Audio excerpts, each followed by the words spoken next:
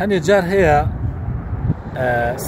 سەردانەکانمان زۆر لە جێی خۆیان نییە، بە تایبەت یعنی سەردان بۆ لای مەسەڵەن کەسێک لە عومرە هاتۆ یان لە حەج هاتۆ یان سەردان بۆ لای نەخۆش. بیرم دێ لە کفری بووین ساڵەکان 2008 و ئاوا بوو، هەندێک بەڕێز چووبوون بۆ حەج. لە نوێژی عیشا جەماعەتی مزگەوتیان مامۆستا فڵان و فڵان هاتنە تۆ حاجەکان با بچین سەردانیان بکەین. ئیتر من شووە مەزانی 2-3 ڕۆژ هاتنەتەوە.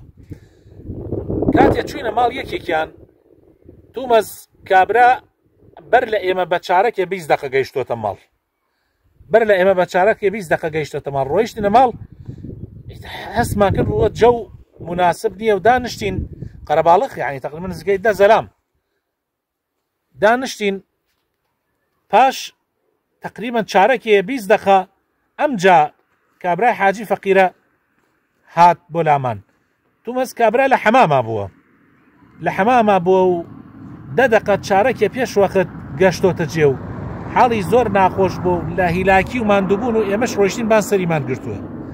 بەڕاستی کابرا وەکو چۆن بڵێ یعنی بارێکی زۆر قورس بین بەسەرەوە ئاوا بوو. سبحان الله.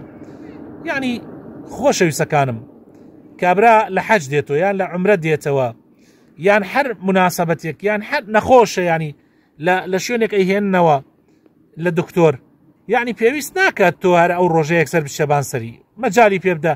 یا جاری وایە کابرا ماڵێک وازێتەوە بۆ گەڕەکەتان دراوسێتە مەجای بە 2-3 ڕۆژی سراحەتێ بکەن خۆیان گلێلکەنەوە ئەم جات و بچۆ بۆ سەردانیان.